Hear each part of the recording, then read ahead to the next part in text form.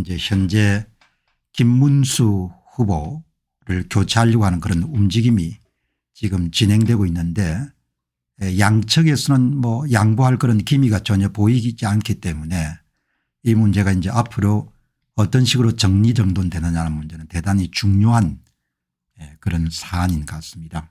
그런데 예상보다도 국민들 시민들이 상당히 이제 분노하는 그런 이제 기세가 완연하고 그런 분노가 점점 더 확산되고 있다 그런 생각을 하게 됩니다. 그래서 이제 그런 내용을 좀 확인하기 위해 가지고 여기 보시면은 8시간 전에 권성동 오늘부터 단식을 시작합니다.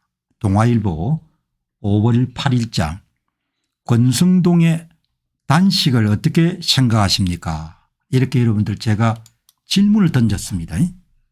무려 90%가 5만 3천여 명 정도가 설문조사에 참여해 가지고 그냥 이왕 단식을 시작했으니까 권성동 원내대표가 그냥 오래오래 단식을 계속해라.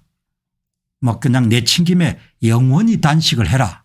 이런 이야기가 나오니까 그러니까 영원히 단식을 하라는 이야기는 그냥 단식하다가 사라져라 뭐 이런 뜻하고 똑같은 거죠. 그게 90% 정도가 되는 겁니다. 뭐 단식을 잠시 하다가 말아라 이게 2%고 단식은 명분이 없으니까 하지 말아라 이렇게 하시는 분들이 7% 정도가 되는데 이 사람들이 엄청나게 화가 난 겁니다. 어떻게 당신들은 탄핵 때마다 빠지지 않고 그렇게 탄핵의 주역이 됐다가 이번에는 공당이 합법적인 절차를 통해 가지고 여러 차례 그런 경선 레이스를 벌려서 최종적으로 김문수 후보를 선택했는데 그거를 뒤엎는 생각을 어떻게 할 수가 있냐 그런 생각을 가지신 시민들이 굉장히 많은 겁니다. 5만 3천 명 정도가 참여했으니까 굉장히 많이 참여한 거죠. 이 90%가 오래오래 그냥 단식하다가 가라 이런 이야기를 했기 때문에 이제 전부를 다 살펴볼 수는 없고 무려 이런 댓글이 1315개가 붙은 겁니다. 앞부분에 한 수백 개 정도는 다 읽어봤습니다. 태연 님이 대통령이 탄핵돼도 단식 한 번 안 하더니까 정말 웃기는 꼴이다 이렇게 나오고 대신 님이 계속 단식하라고 하고 국힘 지도부 교체하면 됩니다. 여기에 찬성이 354명입니다. 서미영 님은 권성동 내각제 세력 즉시 사퇴하라 445명인 거죠.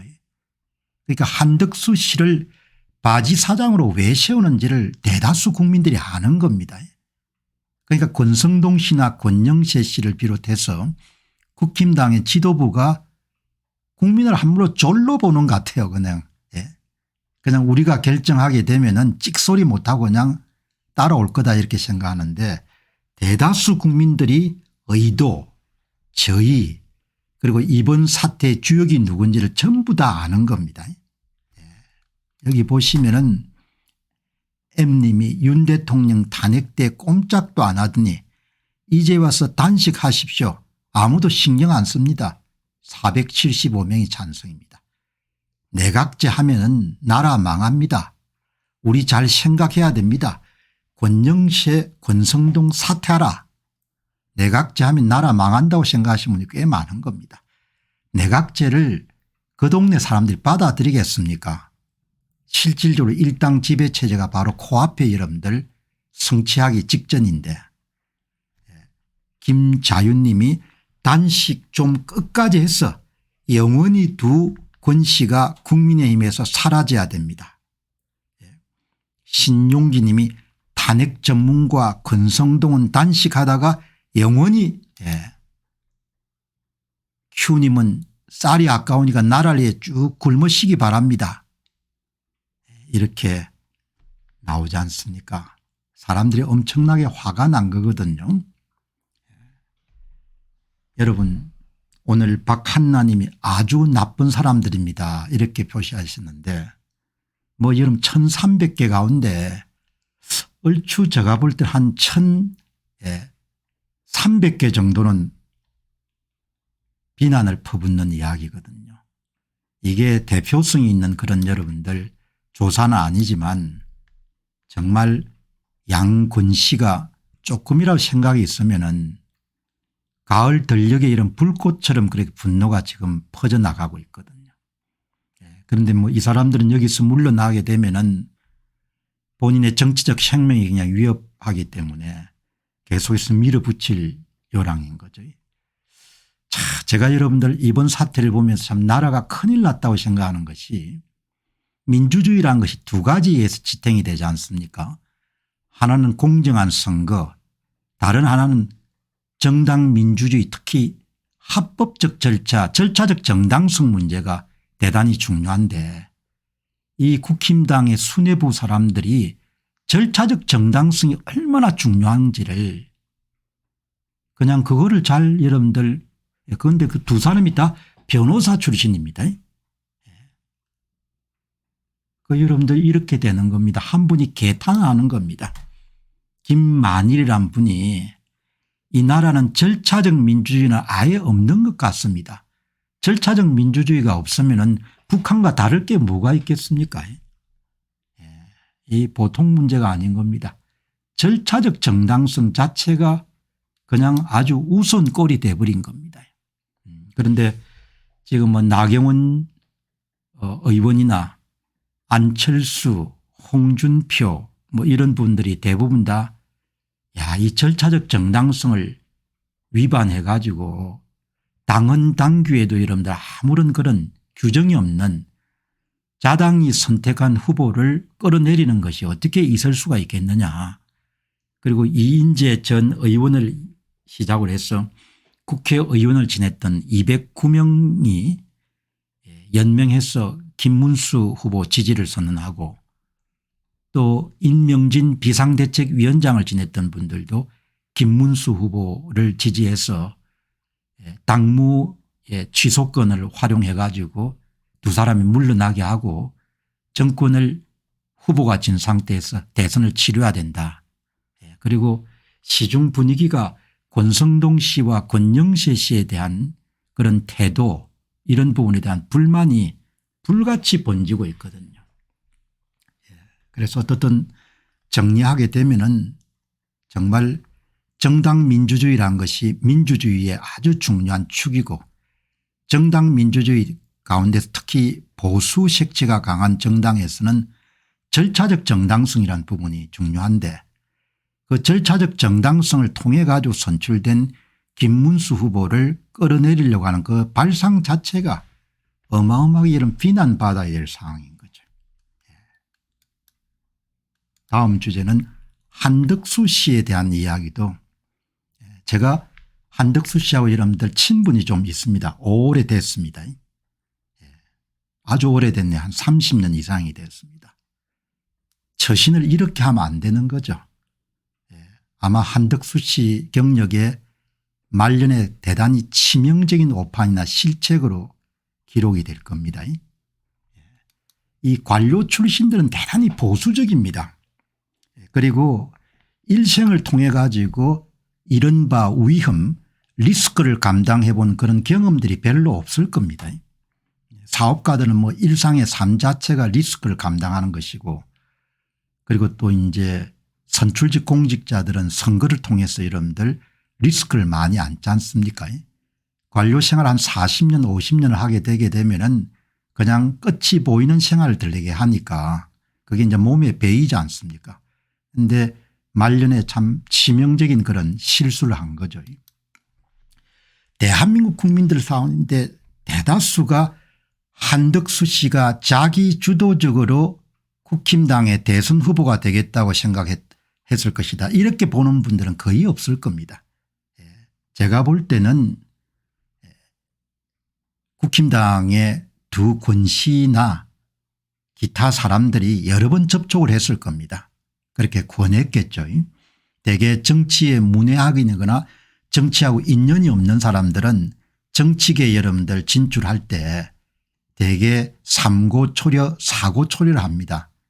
한덕수 씨는 뭐 연배가 지금 75세고 하니까 자기가 대통령이 되겠다고 이렇게 생각을 별로 안 했을 겁니다. 생각조차 할 수가 없는 거죠. 그런데 자꾸 사람들이 찾아와서 이 부탁을 했을 겁니다. 그리고 언질 약조를 했을 겁니다. 그냥 출마만 선언하시면은 우리가 작업을 다 해가지고 국힘당의 대선 후보로 될 수 있도록 다 작업을 하겠습니다. 그냥 내락만 해 주십시오. 아마 이렇게 했을 겁니다. 이제 그런데 그 마음을 굳게 가져야 되는데 그게 뭐 사람이 또 약하니까 계속해서 와서 이야기를 하게 되면 흔들리게 되는 거죠. 그리고 분명히 이런 약조가 있었을 겁니다.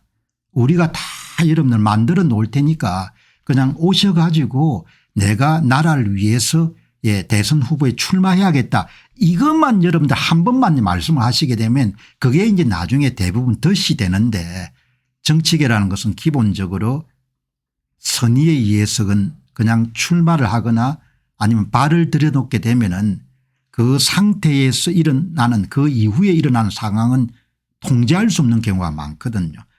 한덕수 씨도 이렇게 여러분들 국민들이 반발하리라고는 그리고 권영세나 권성동 씨에게 반발하리로는 별로 생각을 못했을 겁니다. 그건 미래의 일이기 때문에 본인이 직접 경험해 보지는 알기가 힘든 거죠. 여기 이제 이 보시죠. 이것도 제가 질문을 던져본 겁니다. 한덕수 대선 후보 등판 세상에 말들이 많습니다. 어떻게 등판을 결정했다고 보십니까? 제 의견은 이미 다 있지만 상황이 이렇게 됐을 것이고 권영세 씨가 이렇게 접촉했을 것이고 그리고 이렇게 약속을 했을 것이다. 보지 않아도 글을 오랫동안 써왔기 때문에 작가적 상상력을 가지고 다 나오는 거죠. 처음에는 아이고 말도 마십시오. 제가 어떻게 선출직에 나갑니까? 이번 공직이 마지막입니다. 이렇게 이야기를 했을 겁니다. 그런데 2번, 3번 그리고 또 다른 사람을 통해 가지고 또 여러분들 그렇게 회유를 했겠죠. 유혹을 한 겁니다. 그래서 이제 넘어갔을 것이다. 본인도 뭐 보니까 권력이 좋은 건 알 거 아닙니까? 김대중 정부 때도 이러면 청와대 수석 보좌관을 하고 했으니까 그래서 그냥 탑석 잡은 겁니다. 그리고 상황이 이렇게 꼬일이라고는 생각 안 했을 겁니다. 여기 보시면은 스스로 성산이 있다고 판단해서 나왔을 것이다. 대선 후보가 되기로 자기 주도적으로 생각했을 것이다. 이게 6%밖에 안 되는 겁니다. 14,000명 정도가 투표를 해가지고 국힘 수뇌부 등이 후보 자리를 약속해서 나왔을 것이다. 타인 주도 92%입니다. 잘 모르겠다가 2%가 나오는 겁니다. 세상 사람들이 다 아는 겁니다. 한덕수 씨가 자기 주도적으로 국힘당의 대선 후보가 되기로 결심하고 나오지 않았다는 겁니다. 공무원은 이렇게 결정 못 내립니다. 공무원은. 반기문 씨도 봤고 고건 씨도 여러분들 봤는데 공무원들은 이렇게 리스크 테이킹을 할 수가 없는 겁니다. 국힘 수뇌부들이 여러 번 찾아갔을 것이고 접촉했을 것이고 주변 사람들도 많이 동원이 됐을 것이고 그다음에 그냥 나오기만 하면 그냥 100% 우리가 후보를 만들어 드리겠습니다. 이렇게 약속을 해가지고 나온 겁니다. 여기서 중요한 핵심 포인트는 자기가 결정을 안 했다는 겁니다. 자기가 결정을 안 했기 때문에 지금 상당히 당황하고 있을 것이다. 이렇게 보는 거죠. 여기 보시면은 나라라님이 이렇게 본인 스스로 말했지 않습니까? 무소속이면서 당이 알아서 한다고. 즉 나는 대통령이 되어도 다른 사람이 생각하고 결정해 줄 겁니다. 이걸 아닙니까? 본인의 권력 의지가 없으니까 판돈 걸기는 아깝고 무임승차로 시켜주면 하고 아니면 나는 안 한다. 그런 결론은 안 나오는 게 맞는 거 아닙니까? 그죠? 무임승차를 하겠다는 거 아닙니까? 그리고 리스크는 아무것도 걸지 않겠다는 거 아닙니까? 원래 약속한 대로 권영세 씨하고 권성동 씨가 후보로 안 만들어주면은 무소속으로 이런 대통령 출마할 의지가 없다는 거 아닙니까? 그죠? 그러니까 그 사이에 어떤 일이 일어났는지를 전부 다 아는 겁니다. 경력을 잘 마무리해 가지고 마칠 수가 있었는데 이렇게 말년에 오판을 하게 되면 사람들 마지막만 기억하지 않습니까? 그 사람의 마지막. 앞에 아무리 화려했건 잘했건 관계가 없는 겁니다. 그치? 이게 정확하게 여러분들 지적한 겁니다. 여기 보시면 세상 사람들이 훤히 아는 겁니다. 대통령 탄핵 때 국힘 지도부들 우리가 잘 보지 않았습니까? 바지 사장을 만들고 마음대로 할 것이라고 생각하는데 계산착오입니다. 권성동 씨나 권영세 씨도 상당히 당황스러울 겁니다. 이렇게 반발이 거실지는 몰랐거든요. 이런 정치판이라는 것이 이렇게 어려운 장소입니다. 이번 대선에 비참하게 깨지다 보수가 폭망할 겁니다. 지금 하는 꼬라지를 보게 되면 뭐 이렇게 나오는데 이번에 여러분들 패배하게 되면 보수가 폭망하는 게 그치는 게 아니고 한국 사람들이 무진장 고생을 할 겁니다. 내가 언어 표현을 사용해 가지고 무진장 다음으로 어떤 표현인지 잘 기억이 안 납니다. 무진장. 무진장. 영어 표현 아마 영어 잘하시는 분들이 오늘 방송을 들으실 분도 계실 건데 슈퍼 울트라 뭐 슈퍼 이 정도 쓸 수 있겠지만 무진장 고생할 겁니다. 여기 손수영님은 더 전곡을 찌르지 않습니까? 자기 의지도 없는 사람이 무슨 대통령을 하겠습니까? 이렇게 하지 않습니까? 자기가 주도적으로 결정한 게 아니라는 겁니다. 여기 보시면 얼마나 여러분들 권성동 씨가 당혹스러웠으면 명분 없는 단식까지 하겠습니까? 세상 사람들이 전부 다 손가락질 하지 않습니까? 권력 의지가 없어서 독자적 판단으로 국정하기 어려울 것으로 보입니다. 여러분 한 40년 정도 관료 생활을 하게 되면 몸에 배이지 않습니까? 우리가 예전에 이런 대학을 졸업하고 현대그룹에 취업한 동기생들하고 삼성그룹에 이런 취업한 동기생들이 몇십 년 지나면은 성품, 태도, 취향 이런 게 전부가 다 달라지지 않습니까? 관료 생활 한 40년 50년 정도 하게 되면은 완전히 몸에 배이는 거죠. 그렇다 여러분들 공무원 생활 하신 분들은 무슨 뭐 폄하하거나 이런 의도가 있는 게 아니고 그게 몸에 배이는 겁니다. 몸에. 주도적으로 하기가 굉장히 어려운 겁니다. 당에 다 맡기고 당이 시키는 대로 하신다고 토론 때 말씀하시는데 그게 당에서 나오라고 해서 나온 것 아닙니까? 이렇게 사람들이 이야기하지 않습니까? 여기에 대해서 반박할 수 있는 게 어떻게 반박하겠습니까? 당에 다 맡긴다. 당이 알아서 다 해 주기로 했다. 이렇게 이야기한 거지 않습니까? 그죠? 루프님께서 박사님 우리나라가 어려워지는 겁니까? 이렇게 물었는데 억수로 어려워지겠죠. 뭐. 6월 3일 대선 이전과 이후가 많이 안 달라지겠습니까? 그래서 지난 5년간 그렇게 여러분들 목소리를 높였지 않습니까? 여러분들 이렇게 해서 결국은 지금 보면은 한덕수 씨는 권유를 여러 차례 권유를 거쳐 가지고 결국은 설득을 당했고 자기 관료 인생을 좀 잘 이렇게 마무리 사람이 마무리를 잘하는 게 중요하지 않습니까? 일생을 통해 가지고. 그런데 이제 주변 사람들의 권유가 있었고 이제 본인도 뭐 흔들린 거죠.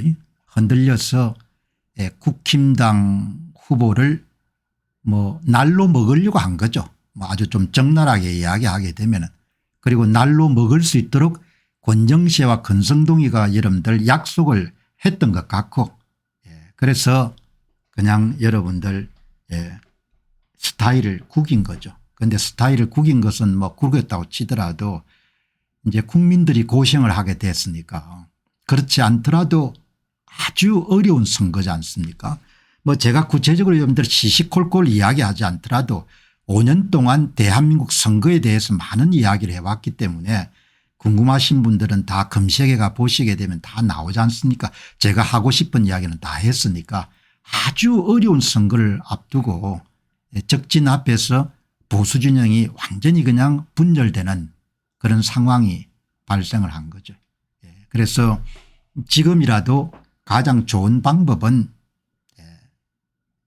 한덕수 후보가 정신을 바짝 차려 가지고 좀 공세적으로 김문수 후보의 손을 들어주는 것이 제가 좋다고 보거든요.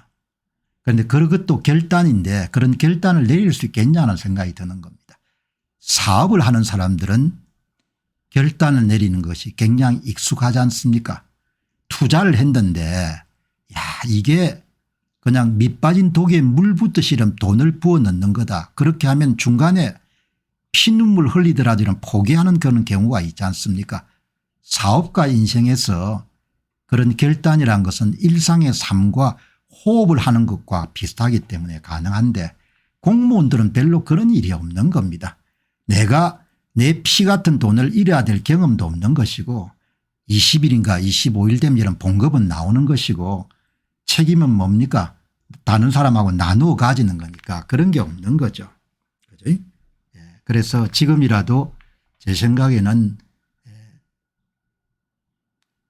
만들어준다는 그런 약속이 실행에 옮겨질 수 없다는 생각을 하고 명분을 좀 만들어서 포장을 잘 해가지고 아름다운 퇴장을 하는 것이 그나마 제가 볼 때는 모양을 갖출 수 있고 자기를 여러분들 구할 수 있는 것이고 한 걸음 더 나아가서 공직자로 봉사했던 국민들에 대한 도리 국민들에 대한 예의다 이렇게 보는 거죠. 국민 생각도 좀 해야 되지 않습니까? 국민. 평생 동안 이런 녹을 먹고 이런 75세가 정도가 되면 애들 나이가 아니지 않습니까?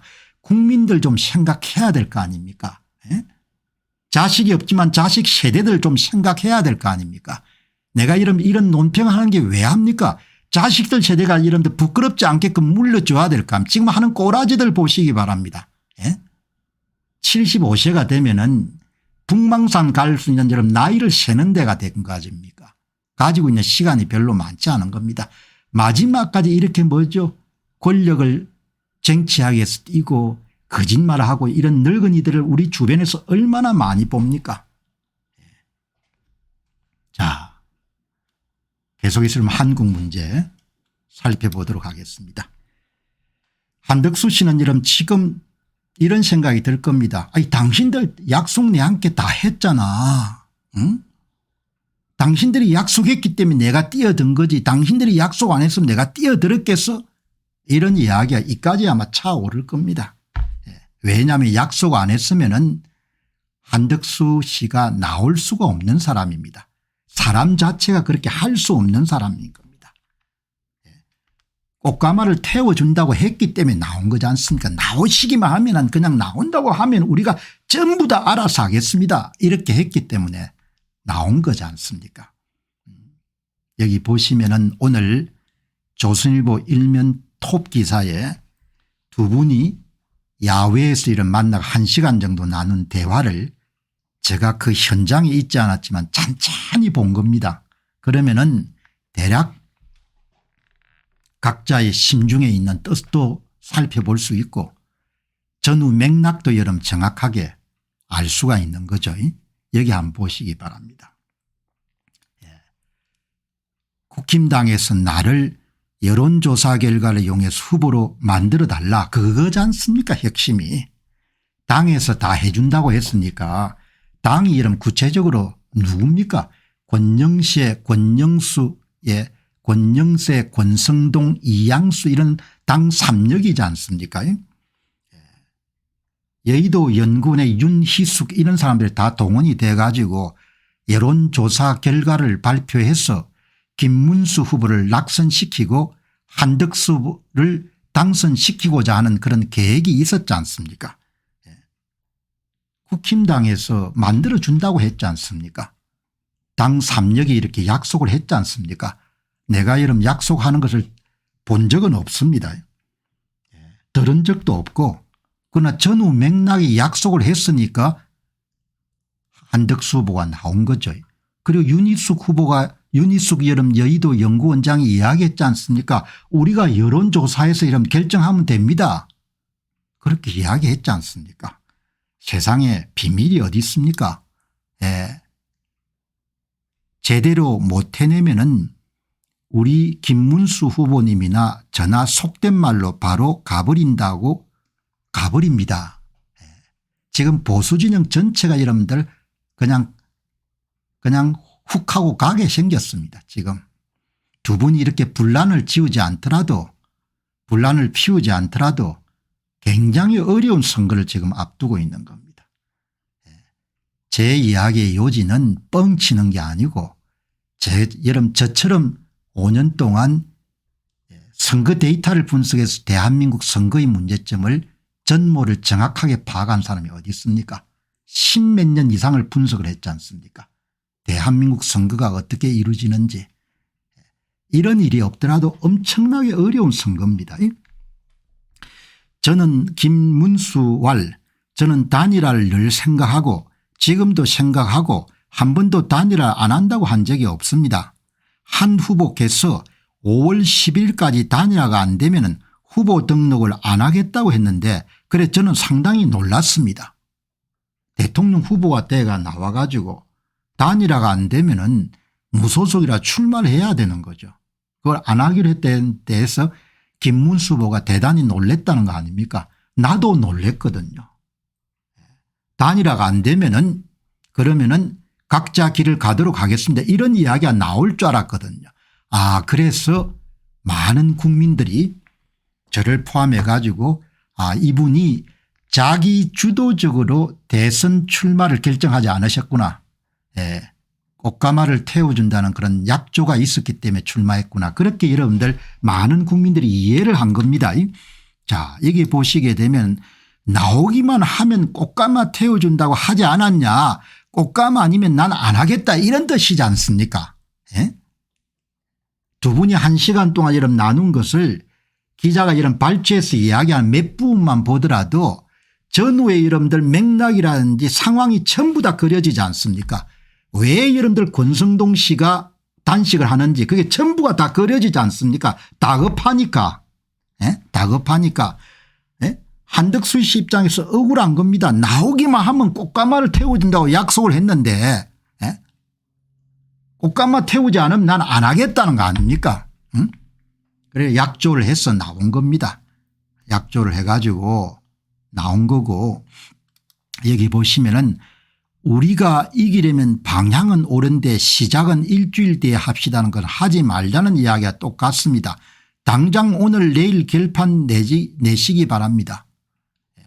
아니 여러분들 후보로 단일화가 안 되면 후보로 안 나오겠다는 사람하고 여러분들 단일화를 씨름해야 될 이유가 별로 없지 않습니까? 표가 갈린다는 위협이 있으면 한번 생각해 보겠지만 모든 방법은 당에서 하라는 대로 다 받겠습니다. 제발 일주일 뒤에 이런 말씀하지 마시고 당장 오늘 저녁 내일 아침 하자. 왜 못하느냐. 그럼 그 결정을 누가 할 겁니까? 여의도 연구소에서 여론조사 할 거 아닙니까? 윤희숙이가 여러분들 정직하게 이런 여론조사 하겠습니까? 만들지. 대한민국에 진짜가 어디 있습니까? 전부가 다 가짜인데. 대한민국 여론조사하는 게 뭡니까? 전부가 사기지 않습니까? 저는 우리 한 후보님께 출마를 결심했다면 당연히 국민의힘에 입당하는 것이 여러 성격으로 보나 지향하는 것으로 방향으로 보나 합당할 거로 생각합니다. 그런데 왜 안 들어오시고 밖에 계십니까? 물을 수 있는 이야기지 않습니까? 아무튼 간에 정직하지 못하면 모든 것이 다 들통이 나지 않습니까? 정도를 걷지 못하면은 당에서 하자는 대로 하겠다. 그 말은 당에서 후보를 결정하면 따르겠다. 당에서 뭘로 결정하는데 여의도 연구원의 여론조사로 결정하는데 그럼 김문수 후보한테 후보직을 내놓으라는 거하고 다를 바가 없지 않습니까? 김문수왈 왜 뒤늦게 나타나 국민의힘 경선을 다 거치고 돈을 내고 모든 절차를 다 한 사람에게 왜 약속을 안 지키자며 청구서를 내미는 것입니까? 공식적으로 하자 없이 선출된 후보에 대해 단일화를 약속했는데 왜 안 하냐. 당이 정한 대로 하라고 요구하는 경우는 전 세계 정당 역사상 처음일 겁니다. 한덕수왈 청구서가 아니고 제가 어떻게 청구서를 내미겠습니까? 국가의 전체적 상황이나 명령에 가까운 우리 국민과 당원들의 희망을 볼 때 일주일 미루고 이런 것은 정말 예의가 아니라고 믿습니다. 뭐 이렇게밖에 이야기를 할 수가 없겠죠. 민주주의의 선거 공정성과 절차적 정당성을 빼버리면 그게 뭐가 남겠습니까? 이번에 국힘당의 지도부가 범한 대단히 이름들 치명적인 그런 실수 가운데 하나는 보수정당이 가져야 될 가장 중요한 덕목을 완전히 망가뜨린 겁니다. 선거 공정성과 절차적 정당성이 그냥 짓눌리게 되면은 그게 이런 정당도 아니고 더더욱 보수정당은 될 수가 없는 거지 않습니까? 이 보수정당까지 거짓과 사기가 범람하게 된 겁니다. 제 입장은 모든 단일화 과정은 당에 일임하겠습니다. 어떤 방법이든 다 수용하겠습니다. 그 과정에 단일화가 되면 국민의힘에 적극 입당하겠습니다. 이 입장에 도저히 김문수 후보가 달리 생각할 수 없다면 회의는 이 정도에서 끝내는 게 언론에 대한 예의가 아닌가 싶습니다. 여의도 연구원의 윤희숙 원장이 서둘러서 여론조사해 가지고 한덕수 성 김문수 패 이렇게 결정해 달라는 거죠. 그렇게 올바르게 한다는 것, 적법하게 한다는 것, 경우와 순리에 맞게 한다는 것이 이렇게 어려운 사회가 돼버린 겁니다. 지금 국힘당 상황은 완전히 개판입니다. 개판. 제가 김문수 후보에 대해서 이런 특별하게 호의적인 논평을 해야 될 이유는 전혀 없는 겁니다. 그러나 사람은 짐승하고 달라가지고 원래 마음속에 선과 악을 변별하는 그런 능력을 타고나지 않습니까? 한동안 이런 한국 정치에 대한 논평을 제가 접었다가 한 달 만에 다시 이런 재개하게 된 것은 이거는 짐승들이 사는 데도 아니고 인간들이 살면서 어떻게 이런 짓거리를 할 수가 있냐 이야기죠. 사람이 좀 올바르게 해야 될 거 아닙니까? 적법하게 해야 될 거 아닙니까? 경우가 있어야 될 거 아닙니까? 나이 많고 적음을 떠나가지고 전부가 뭡니까? 권력에 눈이 어두워 가지고 절차적 정당성을 뭉개고 선거 공정성 결과를 전부 다 여러분 이 보시기 바랍니다. 윤희숙이가 뭐라고 이야기합니까? 여론조사를 돌려서 후보를 교체하면 됩니다. 채널 A하고 통화해서 이야기한 겁니다. 정신들이 나간 겁니다. 이렇게 살아서 어떻게 되겠습니까? 나라가 앞으로 얼마나 망가지겠습니까? 국민들한테 진짜 소망이 없는 겁니다. 짐승들만 여러분들 정치를 하는 것 같아. 여론조사를 돌려서 후보를 교체하면 됩니다. 여러분들 이렇게 하지 않습니까? 한덕수 씨가 당에서 하자는 대로 하겠습니다. 당에서 결정하면 따르겠습니다. 당에서 뭘 결정하는데 윤희숙의 답을 하지 않습니까? 여의도 연구원의 원장인 콜롬비아 대학 경제학 박사가 하시는 이야기가 여론조사 돌려서 후보를 교체하면 됩니다. 김문수를 낙선 씨가 한덕수를 붙여주면 됩니다. 그러니 나라가 진짜 이런 골로 가게 된 겁니다. 대한민국은 거짓 때문에 엄청난 비용을 지금 치르고 있는 겁니다. 앞으로는 그 치르게 될 비용을 소위 청량하거나 가늠하기가 힘들 정도의 나라가 돼버린 겁니다. 이게 여러분들 콜롬비아 대학에서 경제학 박사를 한 사람이 이런 따위를 이야기하는 겁니다. 그냥 여론조사 돌려서 김문수 낙선시키고 한덕수 올리면 됩니다. 원래 계획이 우리가 그런 계획을 갖고 있었습니다. 이렇게 되는 겁니다. 아무튼 간에 한덕수 후보는 국힘당의 수뇌부로부터 후보를 만들어주겠다는 그런 약조를 받고 들어왔고 윤희숙이 자백한 것처럼 여의도 연구원이 주도하는 여론조사를 통해 가지고 빨리 여러분들 한덕수가 당에서 결론을 내려달라는 것은 빨리 여의도 연구원의 윤희숙 원장이 여론조사를 해가지고 50몇 대 40몇으로 한덕수가 유리하다 뭐 이렇게 해서 여러분들 결론을 내릴 부분들이 대부분 다 밝혀졌다 이렇게 보시면 좋겠습니다. 자, 대선 후보를 누가 권했냐 이야기죠. 오늘 이 방송 보시는 분들은 뭐 거의 다 짐작이 될 겁니다. 대선 후보를 누가 권했는지. 한덕수가 나오면은 꽃가마를 태워주기로 누가 약조했는지. 밑에 여러분들 소주제는 지금 한덕수 후보가 하고 싶은 이야기일 겁니다. 당신들 내가 처음에 안 한다고 했잖아. 근데 당신들이 내한테 약속했잖아. 이렇게 여러분들 되겠죠. 외부인 이름 정치판에 발을 들일 때는 굉장히 주의를 해야 되죠. 주의를 해야 되는데 임명직 공직자로 한덕수 씨가 오랫동안 여러분들 관직 생활을 했지만 이런 판은 처음일 겁니다. 관찰자 입장에 지켜보는 거하고 뭐 청와대나 이런 데 근무할 때는 다 관찰자죠. 직접 행위를 하는 액타 입장에 들어갈 수는 이번이 처음일 겁니다. 정치인은 어떤 사람을 이런 상품 가치가 있을 때 끄집어내기 위해 가지고 모든 종류의 약속을 다 합니다. 정권을 주겠다. 뭘 하겠다. 다 약조를 하지만 막상 여러분들 오케이를 받고 정치판에 뛰어들게 되면은 상황이 변하게 되면 전부 다 손을 다 빼버리는 거죠. 내가 언제 그걸 약속했냐고 이런 식으로 돼가는 겁니다. 굉장히 주의해야 되는 거죠. 대한민국의 정치판은 개판이라고 저는 보니까 그냥 이용하고 일회용 여러분들 크리넥스처럼 버리는 것이 그냥 일상화되어 있는 나라인 겁니다. 이 나라에서. 여기 보시면은 이번에 외신 기자들 모임이 아주 여러분들 정확하게 상황을 파악한 겁니다. 이 보시죠. 이 미국의 뉴욕타임스 기자가 물은 겁니다.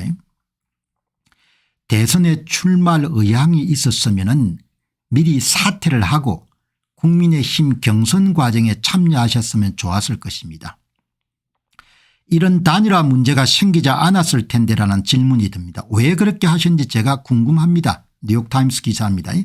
그런 결정을 하게 된 배경에는 국민의힘 지도부하고 좀 이야기를 해서 그렇게 결정을 한 겁니까? 이게 여러분 여기에 해답이 다 들어있는 겁니다. 누구든지 던질 수 있는 질문이거든요. 뉴욕타임스 기자가 대선에 출마할 의향이 있었으면 미리 사퇴를 하고 국힘당 경선 과정에 참여했으면 좋았을 건데 그런 결정을 하게 된 배경에는 국민의힘 지도부하고 이야기에 설정을 한 겁니까? 잘 알지 않습니까? 그 현장을 뉴욕타임스 기자가 못 봤지만 이야기를 그대로 하지 않습니까? 외신이 보더라도 한덕수 후보가 국힘당 후보를 날로 먹으려는 것 아니다 싶은 거. 그래 질문을 던지지 않습니까? 그죠? 여기서 이제 오늘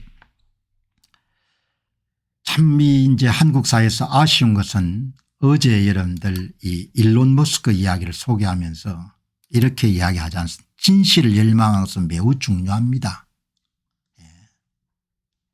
이번에 국힘당 대선 후보 결정 과정에서도 누가 대선에 나오면 더 유리할 것인가 이런 기준은 실용적인 관점에서 중요합니다. 중요하지 않다는 이야기는 아닌데 그러나 그 이전에 좀 정직하고 공정해야 되는 겁니다. 모든 것이. 그리고 사실을 파악하기 위해서 노력해야 되고 좀 진실돼야 되는 거죠. 대한민국은 여러분 거짓 때문에 얼마나 앞으로 비용을 치르게 될지 알 수가 없는 겁니다. 사회 지도층 인사들이 거짓과 사기에 이런 눈을 감는 것이 본인들은 별 피해가 없을 거라고 생각하는 저는 그렇게 생각 안 하는 겁니다. 그 비용이 어마어마할 겁니다. 앞으로. 지금 이미 한국 사회가 지불하고 있지 않습니까? 이번에 여러분 보시게 되면은 한 분이 글을 남겼지 않습니까? 군시들이 코치했거든요. 저는 그렇게 틀린 표현이라고 보지 않거든요. 이제 낙마를 해서 이제 야인이 된 홍준표 씨가 공개한 국힘당 대선 경선 과정에 대한 본인의 소회를 믿는 사람도 있고 믿지 않는 사람도 있을 겁니다. 그러나 이 정보는 상당히 제가 볼 땐 중요하다고 보거든요. 한덕수 씨를 불러내는데 어제 이야기했지만 여러분 한 번 더 말씀을 드릴게요. 여기 보시게 되면 다른 것 다 치우고 홍준표 씨가 이런 밝힌 것은 용산과 당 지도부가 합작하여 갑자기 한덕수를 띄우며 탄핵 대선을 윤석열 재신임 투표로 몰고 가려고 했을 때 나는 설마 대선 패배가 불을 보듯 뻔한 그런 짓을 자행하겠느냐 의구심이 들었다. 여기에 여러분들 굉장히 중요한 정보가 있지 않습니까? 물론 여기에 어떤 분들은 당 지도부가 주도해서 한 거지 용산이 개입한 것은 아니다 이렇게 생각하는 분들도 계십니다. 뭐 그거는 그분이 갖고 있는 정치의 판단이니까. 이렇게 여러분들 되지 않습니까? 주가 분명합니다. 용산과 당 지도부가 합작하여. 이것이 여러분 현실화되니까 김문수 후보는 적극적으로 그것을 이용한 거죠. 나는 김덕수가 될 수가 있습니다. 용산과 당 지도부도 김문수는 만만하니까 김문수를 밀어 한덕수의 장애가 되는 누구는 떨어뜨리는 공작을 꾸미고 있었다. 이거는 뭐 사적인 판단이니까 거기에 대해서 오늘 듣는 분들이 판단하면 될 것 같습니다. 용산도 노력을 했겠죠. 이번 대선에 스테이크가 걸려 있으니까 윤 대통령의 안이라든지 이런 문제하고 연결이 되어 있는 거지 않습니까? 가만 손 넣고 있지는 않았을 것 같다는 생각이 들거든요. 여기 이런 주어를 분명히 보셔야 될 것 같습니다. 여러분 그다음 보시기 바랍니다. 이건 굉장히 중요한 정보입니다. 그리고 이것을 이게 올바른 정보냐를 변별한 것은 각자가 여러분들 판단하시기 바랍니다. 홍준표 씨가 여러분들 제시한 것은 이렇게 김문수 후보는 그들의 엄험한 공작을 역이용했고 나는 이 더러운 판에 더 이상 있기가 싫어졌다. 개인적인 판단이니까 사람에 따라 다른 게 있지만 어떻든 김문수 후보가 내가 김덕수가 될 수 있답니다. 그 이야기는 상대방의 여러분들 공작을 역공작으로 활용했던 거죠. 이렇게 여러분들 무상열차를 노리고 윤석열의 아바타를 자처한 한덕수는 왜 비난하지 않는가. 여러분 그다음은 이제 굉장히 논쟁적인 이야기입니다. 윤 어게인을 주장하시는 분도 많기 때문에 이렇게 여러분들 지금 한덕수가 이름 등판되는데 용산이나 이런 쪽에서 전혀 개입 안 했을 것이다 이렇게 보실 수도 있는데 제가 상상력을 발동하게 되면은 이번 대선 결과는 윤 대통령의 안위나 김건희 여사의 안위와 관련해서 굉장히 중요한 선거입니다. 그렇기 때문에 손을 놓고 있기는 힘들었을 것이다 그렇게 보는 겁니다. 자 이렇게 보시고 아무튼 간에 뭐 시간 지나면 안 알려지겠습니까? 한덕수 씨가 75세입니다. 75세. 경력의 전부가 여러분들 관직입니다. 관직. 1970년 70년대 80년대 90년대 2000년대 한 45년 정도 관직 생활을 했네요. 그러니까 전형적인 관료인 거죠. 전형적인 관료. 전형적인 관료는 이렇게 큰 리스크가 따른 선출직 공직자 그것도 선출직 공직자 가운데 탑 오브 탑인 대통령직을 자발적으로 나오기는 어려운 거죠. 그래서 스스로 성산이 있어서 이런 나온 사람이라고 보지 않는 겁니다. 92%가 국힘 수뇌부 등이 후보 자리를 약속해서 나왔다는 거죠. 꽃가마를 준비해서 태워줄 테니까 나와달라 이렇게 이야기를 한 겁니다. 그래서 뭐 단일화가 결렬이 되면 무소속으로 출마하지 않겠다는 이야기도 그래서 나오는 겁니다. 그죠? 그렇게 여러분들 보시면 되겠습니다. 자, 지금 여러분들 진행되는 그 국힘당의 상황은 딱 뭐 한 단어나 한 가지 표현으로 사용하게 되면 김문수를 끌어내리는 작업이지 않습니까? 그러니까 뭐 복잡한 그리고 시시콜콜한 그런 내용들을 다 제쳐놓고 나면은 본질은 김문수를 끌어내리는 겁니다. 김문수를. 그런데 김문수가 보통 사람이 아니지 않습니까? 실전을 통해 여러분들 살아남은 사람이죠. 그러니까 김문수가 말랑말랑하다고 생각했던 것도 굉장히 오판인 거죠. 여기 보시면은 김문수 후보 기자회견문을 민경욱 여러분들 전 의원이 인용을 했네요. 대통령 후보로 당선된 저 김문수를 끌어내리는 당 지도부의 작업이었고 그 결정적 사실은 어젯밤 늦게 확인됐습니다. 이게 아마 5월 6일 무렵에 확인을 한 것 같아요. 저는 민주주의를 위해 일생 동안 싸워왔습니다. 정당 민주주의는 우리 헌법의 가장 중요한 민주주의 아닙니까? 김문수가 녹록할 것이다 이렇게 본 겁니다. 세상 필드에서 이런 살아남은 사람들을 그렇게 보면 안 되죠. 한덕수 후보께 묻고 싶습니다. 이런 시나리오를 사전에 알고 계셨습니까? 그래서 우리 당에 치열한 경선이 열리고 있을 때 대형직을 사임하고 무소속 후보로 등록한 것입니까? 당연히 알고 있었죠. 아주 잘 알고 있었죠. 삼고초려 사고초려 했을 겁니다. 한덕수 후보를 찾아와 가지고. 그냥 내랑만 하시면 우리가 후보로 만들어 드리겠습니다. 국힘당의 당 지도부들이 그렇게 결정을 한 거죠. 국민의힘 지도부는 사전에 계획한 듯 후보 등록도 하지 않겠다는 무소속 후보를 위한 선대위를 꾸리고 있었습니다. 경선 후보들은 덜러리였습니까? 한덕수 후보는 당이 하라는 대로 하겠다고 합니다. 윤희숙이가 만들어줄 수 있다는 거 아닙니까? 여론조사 돌려가지고. 저 김문수는 당 지도부에 요구합니다. 이 시간 이후에 강제 후보 단일화라는 미명으로 정당한 대통령 후보인 저 김문수를 끌어내리는 작업에 손을 떼시기 바랍니다. 저는 어떤 불의에도 굴복하지 않겠습니다. 지금 진행되는 강제 단일화는 강제적 후보 교체이자 저 김문수를 끌어내리는 작업이기 때문에 법적인 분쟁으로 갈 수 있습니다. 즉시 중단하시기 바랍니다. 국민의힘 대통령 후보의 자격으로 당헌 제74조에 당무 우선권을 발동합니다. 현재 시점부터 당 지도부의 강압적 단일화를 요구를 중단하시기 바랍니다. 김문수 후보의 호불호를 떠나가지고 어떤 사람을 알려면 그 사람이 걸어온 길을 보면 되는 겁니다. 전투력이나 이런 부분 투쟁 능력이 엄청나게 뛰어난 사람이죠. 독재 정권의 이런 저항해가 노동운동을 할 때 정도면은 한덕수 후보나 이런 사람과 차원이 다릅니다.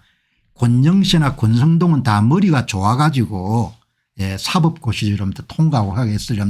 그야말로 꽃길만 걸어온 사람입니다. 여기 김문수 씨는 여러분들 그렇게 결이 다른 사람이지 않습니까? 김문수 씨가 걸어온 것은 김문수 씨 개인에 대한 호불호를 떠나가지고 그 엄혹한 여러분들 독재 시대에 노동운동을 해가 여러분들 그냥 살아남은 사람들은 엄청난 내공이 있는 거죠.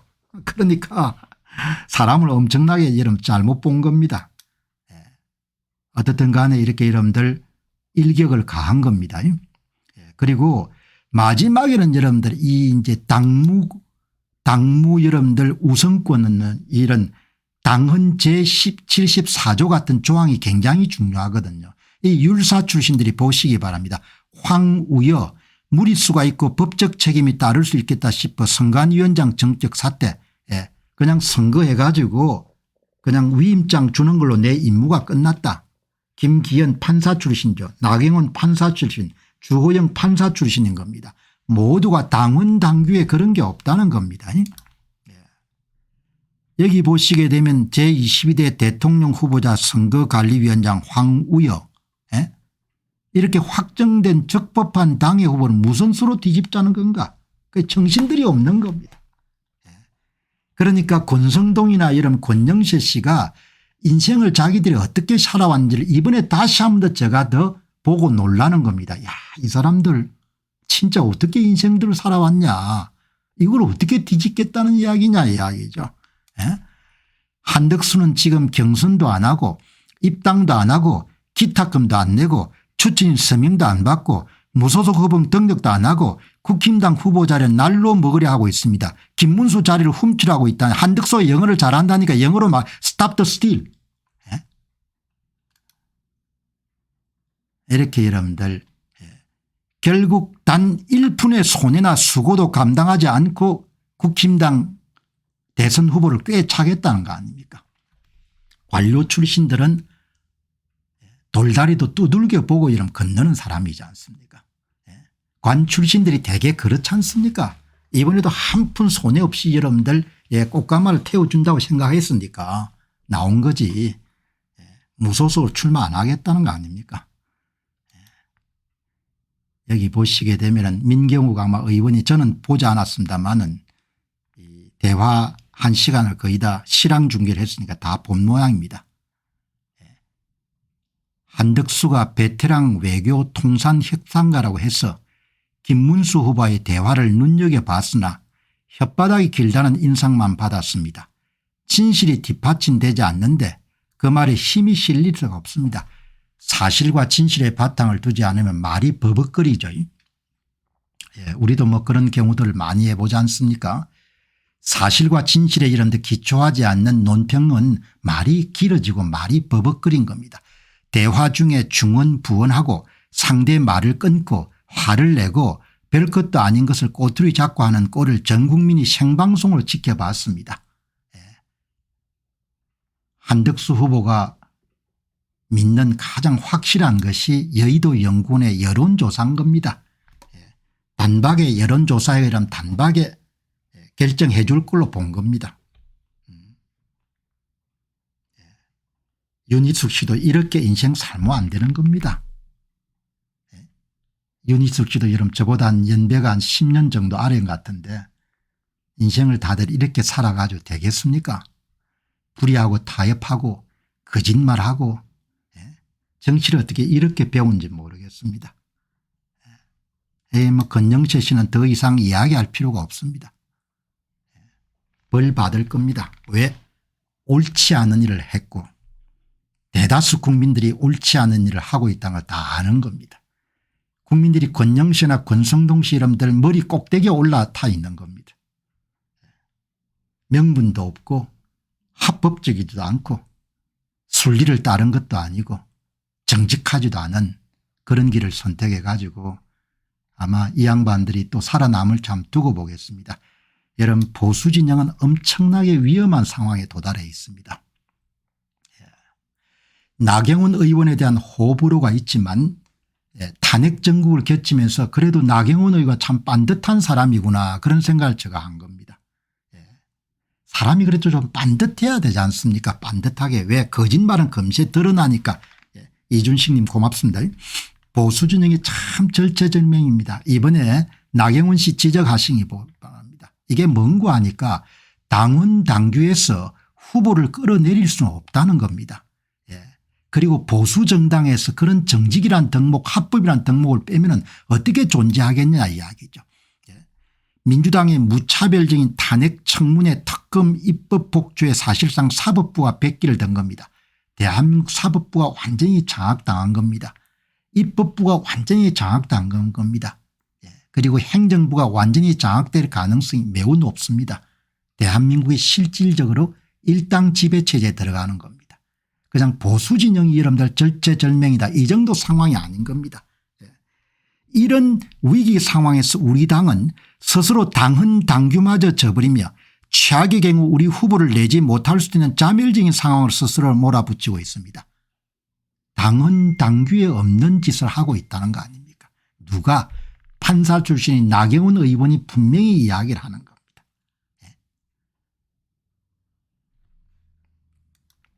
이것은 단순히 누구 편을 드는 문제가 아닙니다.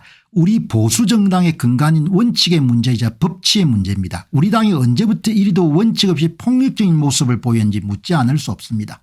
이번 건을 기하로 해가지고 권영세 씨와 권성동 이양수 씨는 진짜 의원직을 여러분들 그냥 버려야 될 정도로 중죄를 범한 겁니다. 민주당하고 아무런 차이가 없는 당이 돼버린 겁니다. 법치주의는 우리 모수가 목숨처럼 지켜야 될 헌법 가치입니다. 법치가 무너지면 국민의 권익도 자유민주주의 체제도 무너집니다. 당의 운영 역시 당은 당규란 우리 당의 법과 절차를 따라야 됩니다. 나라 전체가 엄청난 위기인 겁니다. 그래서 다시 한번 말씀드리면은 지금 상황은 개판입니다. 개판. 나라도 개판, 선거도 개판, 국힘당도 개판. 개판입니다. 개판. 이재명과 민주당의 폭주를 막아낼 힘은 오직 원칙을 바로 세우고 자유 대한민국의 가치로 뭉친 단결된 힘에서 나옵니다. 그게 모두 다 적법한 절차에 따라야 되는 거죠. 이제 우리 당의 경선 절차가 완료되어 대통령 후보자로 선출되고 당선 공고까지 된 이후에 후보자를 교체한 것까지 규정한 것은 아닙니다.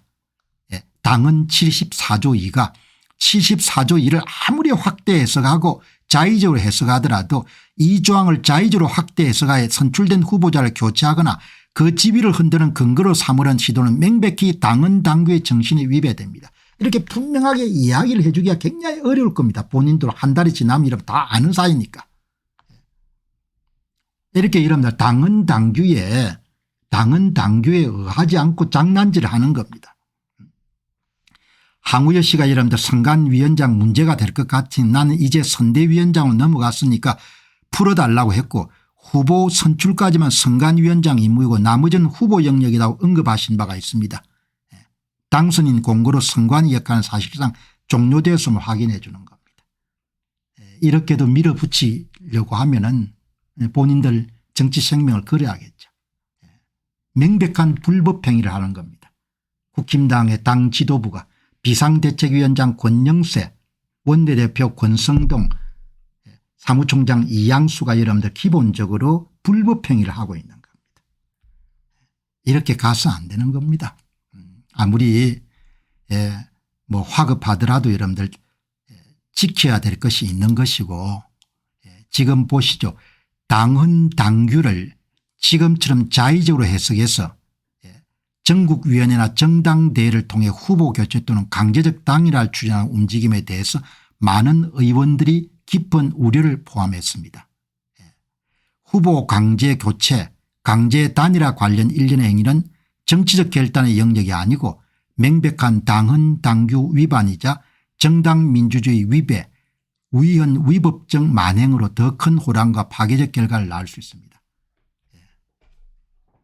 나경원 의원이 판사로서 이 글을 쓰는 훈련을 많이 받았으니까 아주 조리정연하게 글을 썼네요.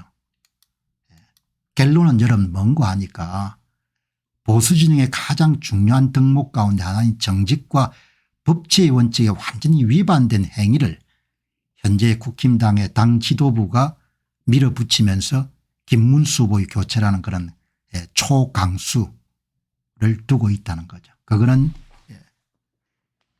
법조 경험을 갖고 있는 사람으로는 절대로 허용돼서 안 되는 것이다. 이렇게 본 겁니다.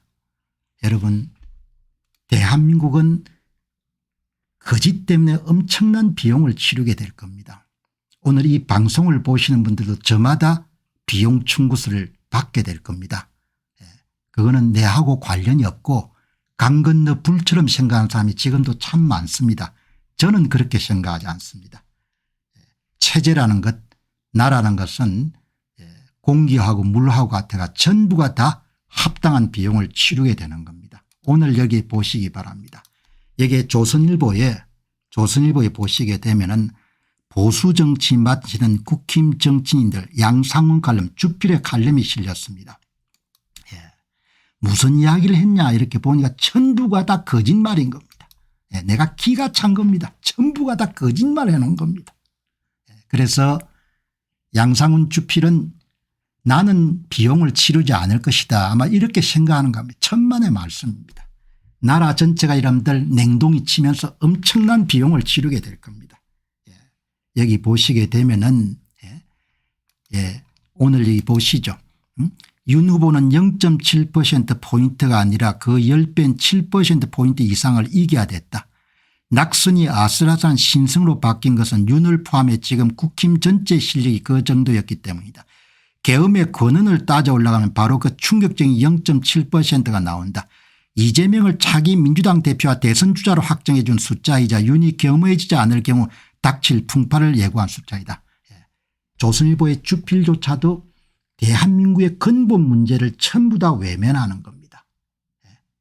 전부 다 입을 다무는 겁니다. 선거 공정성 문제를 여러분들 침묵한 대가로 대한민국은 엄청난 비용을 치를 겁니다. 제가 저주하는 표현을 쓰는 게 아닙니다. 강의 상류에 독약을 풀었는데 하루에 여러분들 제방공사를 하고 있는 겁니다. 물고기를 보호하기 위해서 여러분들 환경미화하고 제방공사를 하는 것이 지금 대한민국 상황입니다. 상류에 여러분들 독약 극약이 여러분들 풀어져가 하류를 여러분들 향해 내려오는데 하류에서 뭐냐 물고기를 보호하기 위해서 여러분들 강 정비 사업에 여러분들 매진하는 겁니다. 대한민국의 엘리트들이 전부 다 이런 mon고하니까 대한민국의 존립과 관련된 문제를 전부 다 침묵하고 모두 다 이런 눈을 감는 겁니다. 이게 조선일보 여러분들 양상훈 주필만의 이야기가 아닌 겁니다. 이 거짓 때문에 어마어마한 비용을 치를 겁니다. 나는 한국인들이 여러분들 현재 김문수냐 한덕수냐 이런 차원의 문제가 아니고 강 상류가 이런 썩어 문드러진 부분에 대한 침묵하고 그것을 방관하고 그것을 외면한 비용을 얼마나 비용을 치르게 될지 저는 상상이 안 되는 겁니다. 여기 보시기 바랍니다. 여기에 일론 머스크가 이런 어제 한 글 이야기에 이런 게 나오지 않습니다. 진실을 열망하는 것은 엄청나게 중요하다. 진실을 열망하는 생존에도 필수적이고 번영에도 필수적인 겁니다. 사실을 열망하는 것은 엄청나게 중요한 겁니다. 대한민국의 식자층들과 엘리트들은 사실과 진실을 깔아뭉개고 외면한 그 대가를 세대 손손처럼 치르게 되면 당대만 여러분들 치르는 게 아닙니다. 그냥 먹고 사는 문제가 여러분 타격을 받는 수준이 아닐 겁니다. 이 보시기만 전부가 칼럼이 다 거짓말입니다. 선거 패배가 거듭되다 보니까 두 가지 고질이 정착되고 있다. 국회의원 총수의 절반이 수도권에 있다면 국힘이 수도권에 연속으로 절멸하다시피 하니 수도권에 유능하고 경쟁력인 사람들은 국힘을 기피하게 된다. 공천 자원부터 말라가는 것이다. 수도권에서 완전히 밀려난 국힘은 점점 더 영남 강남당을 고축돼. 여러분 이런 거를 조선일보 주필이 쓰는 겁니다. 수도권에서는 대충 여러분들 10,000표 정도 위조 투표자 투입되는 상황이 계속되고 있는 겁니다. 무슨 이야기냐 국힘당 쪽에 줄을 서가는 정치를 할 수 없는 상황이 되는 겁니다. 무슨 이야기냐 대한민국의 실질적으로 일당 지배체제로 가는 겁니다. 그 경로는 이미 다 결정이 된 겁니다. 선거를 통해서 권력을 교체할 수 없는 사회가 지금 전개되고 있는 겁니다. 조선일보 주필이 전부 다 입을 다무는 겁니다. 입을 다물어라. 니는 이런 피해자가 안 될 거 아니냐 이야기죠. 전부가 다 피해자가 되는 겁니다. 거짓말을 이렇게 하는 겁니다. 실질적인 일당 지배체제가 전개가 되는 겁니다. 사업을 하든 뭘 하든 그쪽에 줄을 서지 않으면 여러분들 살 수가 없는 세상이 되는 겁니다. 그 이야기를 그 피해로부터 여러분들 자유로운 사람은 권력을 쟁취하는 데 성공한 사람 일부만 여러분들 자유로울 겁니다. 나머지 사람은 전부가 패자가 되는 겁니다. 김영권님 고맙습니다. 지금의 국힘을 잘 보여주는 것이 경선에서 탈락한 사람들의 모습이다. 전부가 다 뭡니까 그냥 장난입니다. 글이라는 것이 여러분 저는 최소한 여러분들 이 양상훈 주필처럼 여러분들 필력 있는 글을 남기지는 그럴 거를 발표할 수 있는 그런 기회는 없었지만 최소한 사람은 정직하게 글을 써야 되는 겁니다. 사기를 치면 안 되는 겁니다. 전부가 다 사기꾼이에요. 여기 보시죠. 특히 보수를 내건 정치인은 개인 욕심을 절제하고 전체 대의를 중시하는 최소한의 품성과 태도를 지지해야 된다. 그게 없으면 보수는 사기일 뿐이다. 본인 글이 사기인 겁니다. 지금 국힘에 그런 사람이 없다는 것은 잘 보여주고 있다. 이대로는 보수 정치의 미래는 밝지 않을 것이다. 보수 정치의 미래가 밝지 않는 것이 아니고 보수가 본인이 피해자가 될 거라는 겁니다. 조선일보도 피해자가 되겠죠. 거짓 때문에 이런 비용을 치르게 되는 겁니다. 이 보시기 바랍니다. 이재명 전국 돌면서 농어촌 기본소득 월 20만 원. 이 거짓 정책들이 완전히 경제도 망가뜨릴 겁니다. 발등에 불이 떨어져야 그렇게 정신을 차리겠냐. 이 멀쩡한 나라가 완전히 골로 가는 것이 보이지 않냐 이야기죠. 그냥 사례입니다. 이재명 전국 돌면서 농어촌 기본소득 20만 원 뿌리겠냐 40만 뿌리고 50만 뿌리라 완전히 박살이 날 겁니다. 예. 여러분 이 사람들은 완전히 그냥 뭡니까 대대적 숙청을 할 겁니다. 일단 점섭니다. 사람들이. 예. 피바람이 불 겁니다. 피바람이 엄청나게 불 겁니다. 여기 보시게 되면은 민주당 추진 특검에 검사만 100명 투입하다. 초대형 사적 정국이 열리나. 민주당 발의 3개 특검법에 파견 검사만 100명. 예. 조희대 특검법도 발의 처리 예고. 최순식 특검이 검사 20명인데 역대급 예, 초토화시키겠죠. 예. 초토화를 일단 여러분들 그 사람들은 기본적으로 원한이 강하죠. 원한. 그 동네 사람들이 평균적으로 좀 원념이라고 하죠. 원한이 강한 겁니다. 우리가 잡고 보자. 너희들 박살낼 거다. 그리고 내가 잘못했다고 생각한 것이 굉장히 여러분들 드뭅니다. 좌측 사람들은 피해의식이 굉장히 강하죠. 그리고 자격지심이 강하고 우리 편 허물은 다 덮을 수가 있습니다. 피하 구분이 예, 명확하고 선악 구분이 흐릿한 겁니다.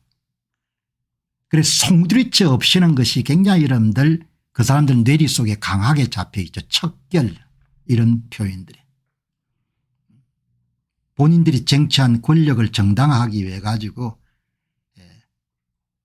뇌란에 동조했거나 뇌란에 여러분들 직접 간접으로 연결된 사람들을 완전히 내란범으로 확정을 시켜버려야 되는 겁니다. 그래서 어마어마하게 여러분들 피비린내가 날 겁니다.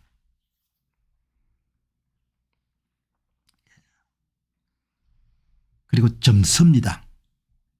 사람이 나이가 들어가게 되면은 조금 예, 점진적이고 보수적인 색채를 지니게 되죠. 젊음은 순발력도 있고 과감력도 뛰어나고 그러지만 성급하죠. 그래서 사정정국이 여러분들 펼쳐질 것이란 우려에 대해서 저는 거의 전적으로 동의하는 겁니다. 여기 보면은 조희대 대법원장을 수사하는 특검법, 7일 윤석열 전 대통령에 대한 내란 특검법, 김건희 여사 부부를 겨냥한 김건희 특검법을 법사위에서 처리할 것이다. 그러니까 아마 6월 3일 여러분들 정권 선거가 끝나고 나서 민주당이 집권하게 되면은 초기 정국은 몇 달이 될지 모르겠지만 내란에 동조했거나 내란에 직접 간접으로 관여했거나 그다음 본인들이 손보고 싶은 사람들에 대한 대대적인 숙청이 이루어지겠죠. 그런데 이제 두려워할 게 없는 겁니다. 판사들도 다 엎드렸고 검사들도 다 엎드렸고 선거는 장악했고 국회는 다 장악한 상태이기 때문에 원하는 모든 것을 마음대로 다 할 수 있는 겁니다. 실질적인 일당 지배체제가 열리는 거죠.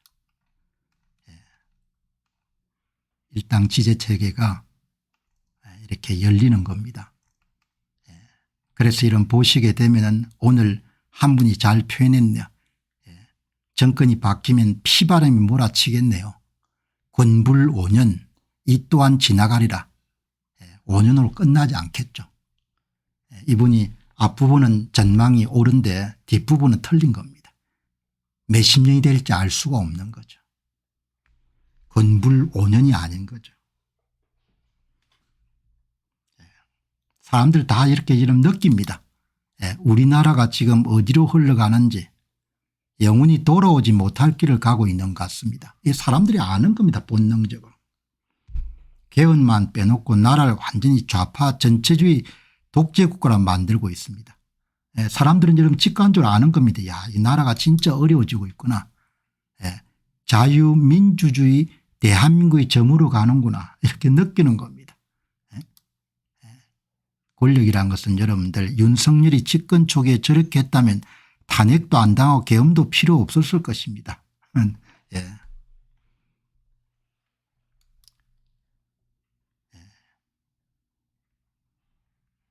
겁난 세상으로 가고 있습니다. 이 사람들이 보통 사람들이 아는 거죠. 여기 이름 한 분은 좀 이 보시기 바랍니다. 지금 이 사람들이 하고 있는 걸 보면 이미 대선 결과를 미리 이렇게 나오는 겁니다. 아는 거죠.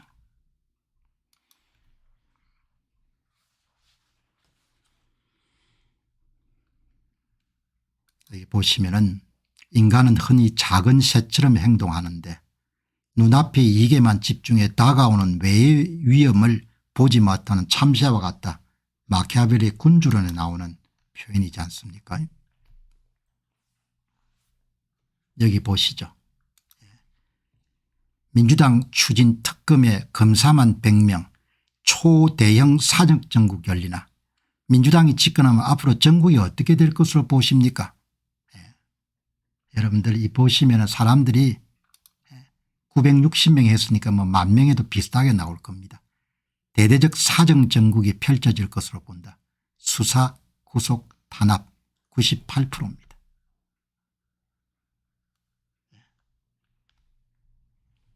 이렇게 나오는 겁니다.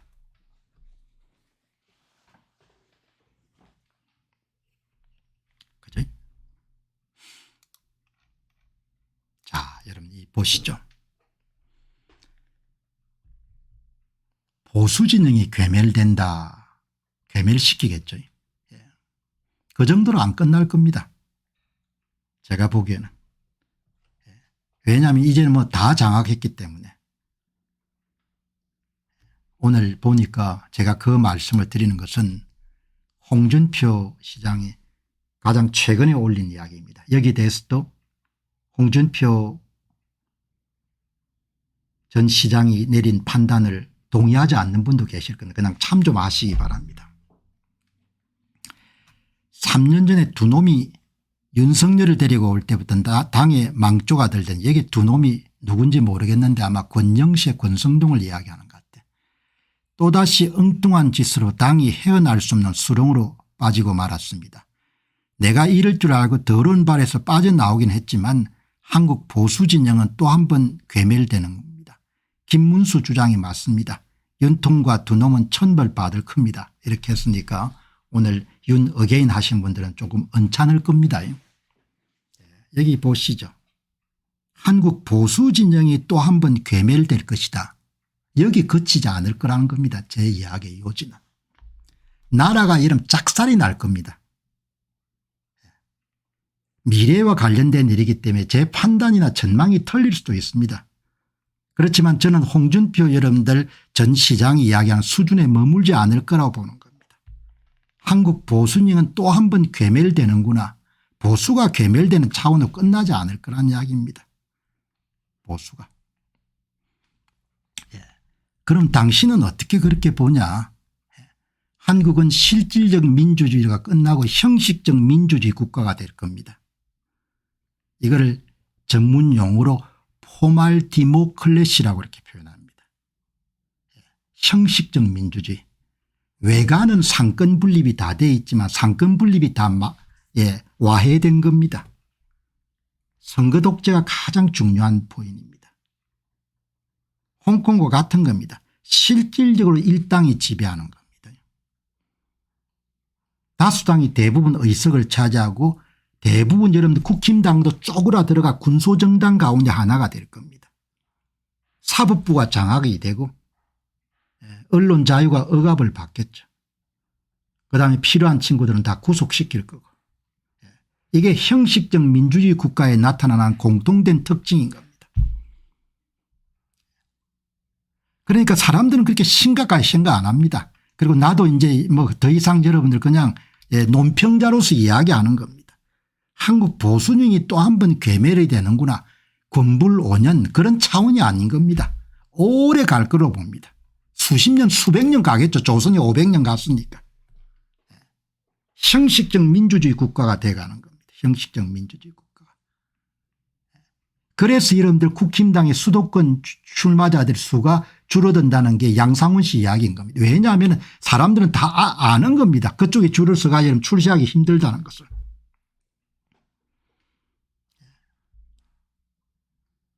형식적 민주주의 국가가 되는 겁니다. 그러면 이런 나라들이 지금 지구상에 많냐? 많죠. 이런 나라들 가운데 하나가 러시아입니다. 러시아. 러시아. 뭐 실질적으로 좀 선거가 있습니다. 별 의미가 없는 거죠. 그냥 형식적 절차인 겁니다. 권력을 만들기 위한.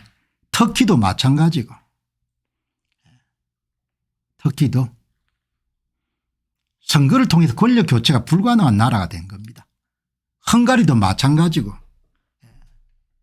현재 오르반 정부가 여러분들 공영 미디어를 다 장악하고 전부 다 뭡니까? 권력을 여러분들 본인들이 만드는 겁니다. 베네수엘라도 이런 전통적인 거고. 형식적 민주주의 국가가 되는 겁니다. 그게 엄청나게 큰 변화인 겁니다. 그러나 사람들은 너무나 오랫동안 자유민주주의를 당연하게 여겼기 때문에 그렇게 피부로 안 와닿을 겁니다. 루마니아 같은 나라도 마찬가지고. 그냥 선거가 형식화돼 버린 겁니다. 요식형이. 튀니지 같은 나라도 마찬가지고. 방글라데시 뭐 이런 수준의 나라가 되는 겁니다. 기본적으로. 아프리카 따지면 가봉, 뭐 모자비크, 르완다, 중남미 여러분들 엘살바도르, 니카라구아 이런 나라들하고 비슷하게 되는 겁니다. 이란도 마찬가지고. 선거가 실질적으로 권력 교체를 가능하지 못하게 하는 거죠. 이렇게 여러분들 벨라루스는 뭐 더더욱 심한 거고.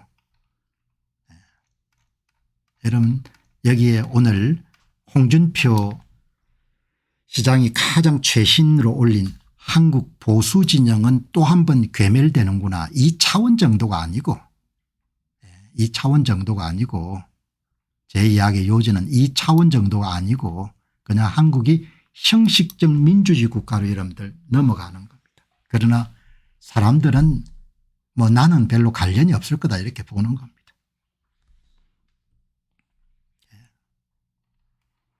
멀쩡한 나라가 그렇게 골로 가는 겁니다. 자, 여러분 오늘 좀 길게 한국 문제 말씀드렸는데 간단하게 몇 개만 이제 세계 문제 말씀드리고 오늘 방송 정리하도록 그렇게 하겠습니다. 그래도 여러분들 그동안 우려가 많았는데 이제 페타닐 문제에 중국이 협조한다 이런 명분을 갖고 스위스에서 여러분들 미국하고 중국 사이에